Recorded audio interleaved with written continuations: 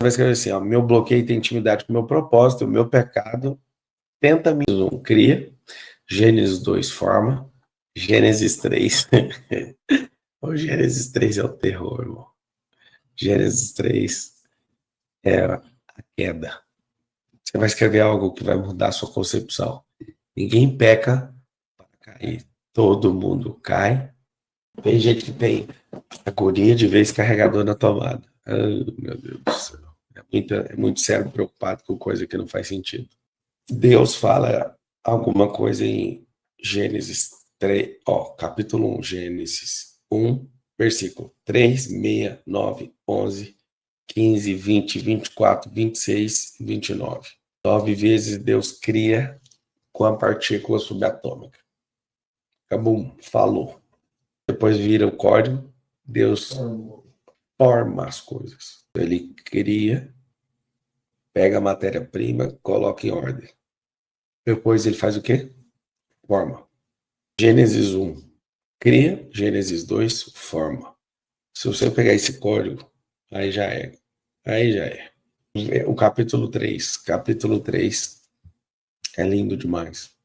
É onde Deus intervém na queda. Então a queda, essa queda que o homem produziu é uma deformação. A deformação, ela... Você pega então esses 3 tempos de Gênesis, criar, formar e a deformação, como houve a queda. Deus entra no meio para que o homem não morra eternamente. Já começa o número 3 falando a causa da queda. Ora, a serpente era mais astuta que todos os animais do campo que o Senhor tinha feito. Então tinha um propósito na serpente. Ela era a mais astuta. Cuidado com gente astuta. Serpente, a gente tem que lembrar, né? O que Jesus fala? Você tem que ser sagaz como serpente. Por que ele fala? Ele mesmo fala. Por que o próprio Jesus fala para ser sagaz como a serpente? Porque na criação, o animal mais sagaz é a serpente. Olha o que ele fala de outro animal. Ele fala simples como a pomba. No reino animal, cada animal tem uma grande característica. O elefante é o que tem a maior memória, guepardo é o mais rápido no solo, o mais inteligente é o tubarão. Cada animal tem uma. O que mais parece com o meu macaco, o leão é o que mais tem autoridade. Então ele está falando assim, ó, você vai ser 2 coisas. Você vai ser sagaz, ó, astuto, perspicaz, como a serpente, e vai ser simples como a pomba. O que ele está te falando? Que na guerra você usa sagacidade, na paz você usa simplicidade. Eu adotaria isso. Na guerra eu uso sagacidade, nos dias de paz eu uso o quê? Eu uso a simplicidade. Quer ser uma pessoa boa, não use qualidade em dias de guerra. Dias de guerra você usa defeito. No dia de paz, não use defeito que você vai ser um imbecil. Então, se você entender guerra versus paz, e na guerra você usa seus defeitos, usa sua sagacidade, e no dia de paz você usa suas qualidades, bingo. Bingo, você está bem. Então, a serpente era mais astuta que todos os animais do campo que o Senhor Deus tinha feito. E esta disse a mulher, é assim que Deus disse, não comereis de toda a árvore do jardim? Como é que o diabo começa toda a conversa com alguém? Começa pegando uma palavra que Deus deu. Foi assim, Mateus 4, mesma conversa. Você sabe que é a serpente, porque ela chega falando sobre a promessa que você tem. E aqui hoje nós vamos resolver uma coisa muito boa. Quer resolver ou não? Todo pecado que você tem ligação com aquilo que você foi chamado. E aqui está o detalhe. O diabo já chega debaixo da palavra que tem, que a palavra é uma força. Seu propósito é uma força que Deus sustenta desde a eternidade para você. Não é desde a fundação do mundo. É antes da fundação do mundo. Então vamos lá. Quando você percebe que existe uma palavra para você ser um portal de intimidade com Deus, pega essa aqui, Adão, você vai ficar doido. Quando você é um portal de intimidade diante de Deus, é algo que toca você. tem um tipo de pecado. Você tem pecado de luxúria, pecado de pornografia, pecado de adultério, pecado de qualquer coisa parecida com sexualidade, porque sexualidade é o ápice da intimidade no corpo. E aí, aquilo que você tem, se é um portal de alguém que foi chamado para ser íntimo e abrir esse portal para os outros. Qual que é o pecado que tranca o portal? Pecados de pornografia, fornicação, adultério, qualquer tipo de luxúria. Seus pecados não são por qualquer motivo. Quando você tem um chamado diante de Deus de apregoar, de pregar, de falar, aonde que o diabo ele tenta anular isso em você, no seu pulmão.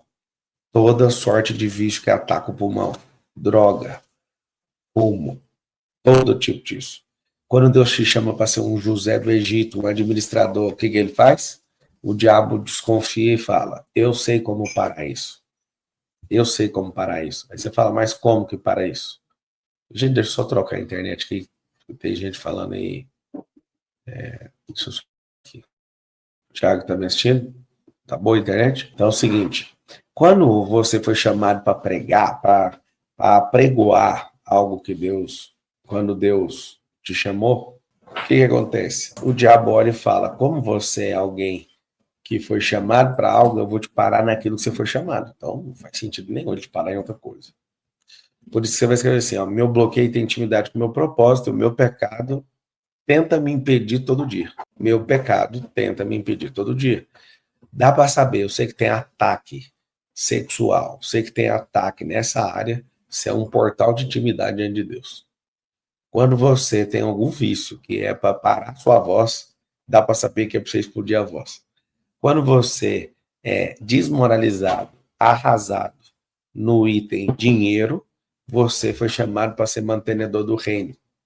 Seu bloqueio tem intimidade com o seu propósito, o seu pecado é um presente que o diabo te dá para você ficar ocupado, não percebendo aquilo que você foi chamado. Tem lógica, não? Se você pegar e olhar toda aquela força do pecado, aonde está te envolvendo, você vai perceber. Alguém falou assim, perguntou, né? E quando você não sabe o seu propósito? Tá tão nítido. Olha para o seu pecado.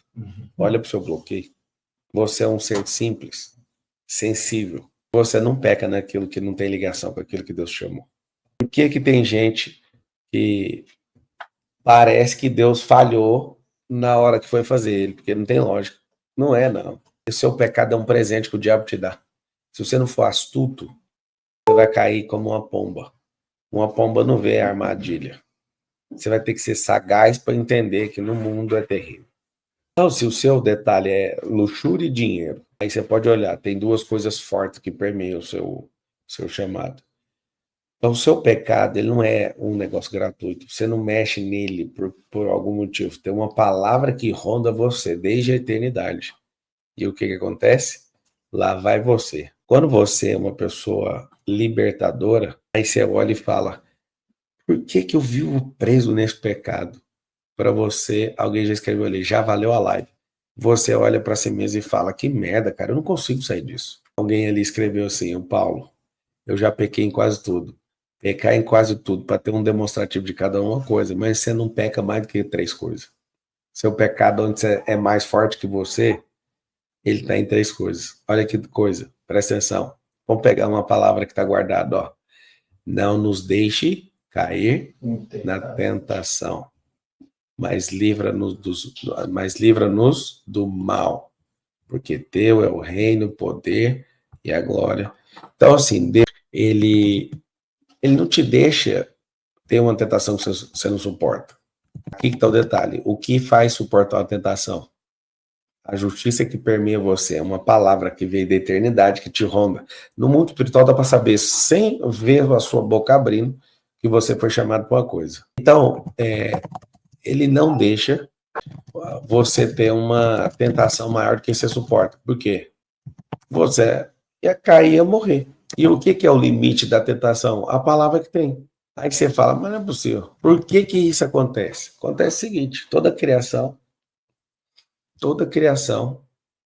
um versículo aqui para você. Olha aqui que louco, ó. 1 Coríntios 10, 13. Que mensagem de Paulo. Não sobreveio a vocês tentação que não fosse comum aos homens.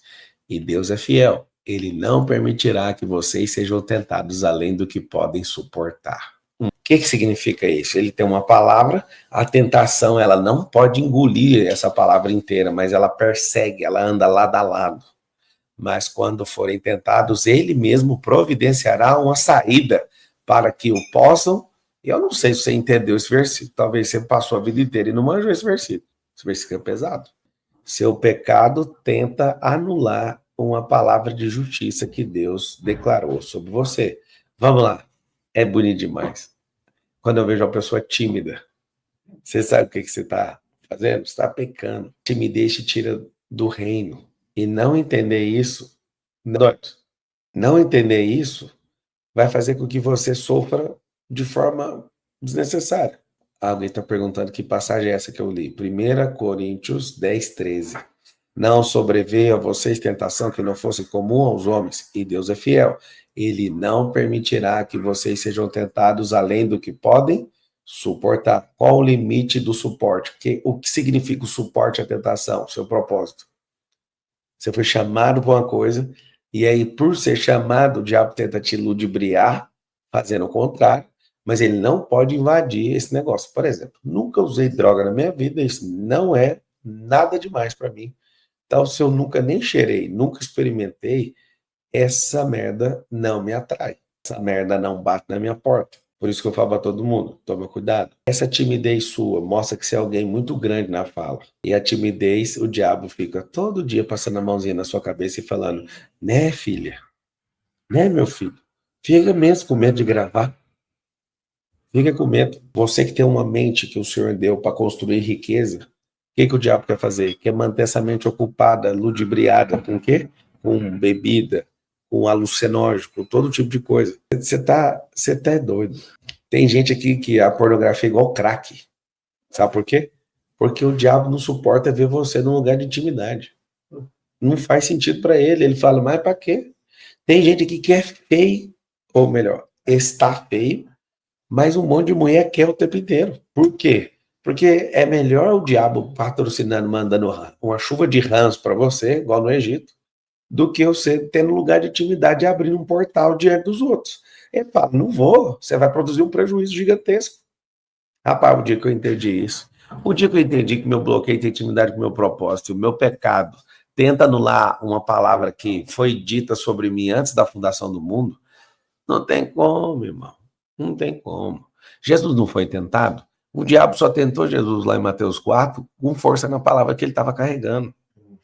Olha aqui, como é que começa a tentação? Não é mesmo o Filho de Deus? Essa não é a palavra que você tem?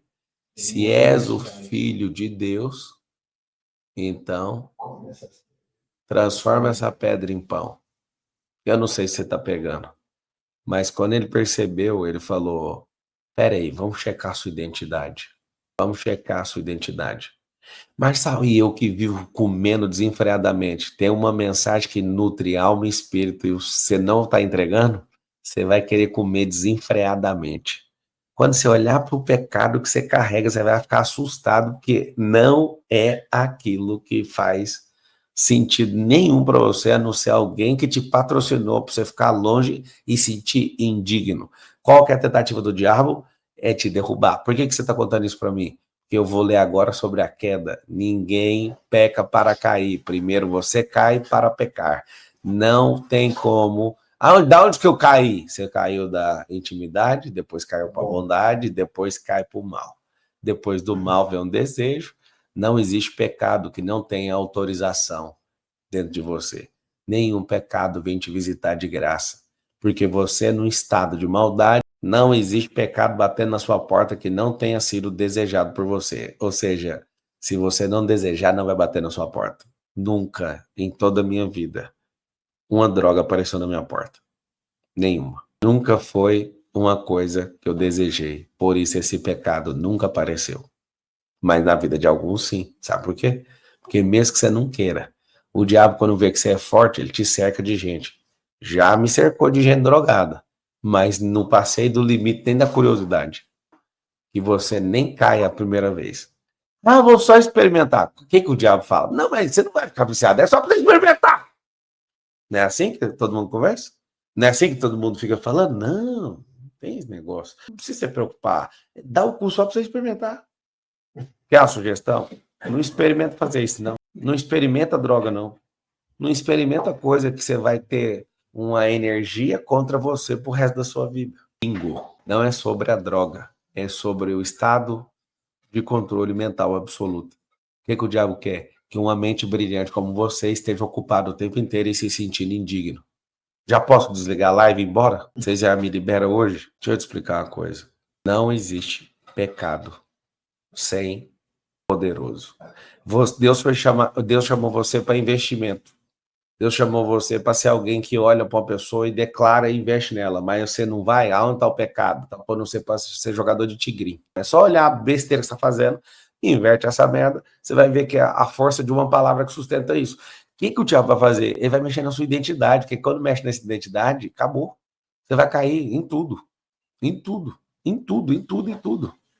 Se você verdadeiramente ficar putaço com isso, olha lá, alguém escreveu aí, ó. Sou testemunha que aos 42, agora dia 2, nós peguei pequena pornografia desde os meus 14 anos e estou liberto. Acredito na mudança, é a melhor coisa da minha vida. Parabéns, garoto.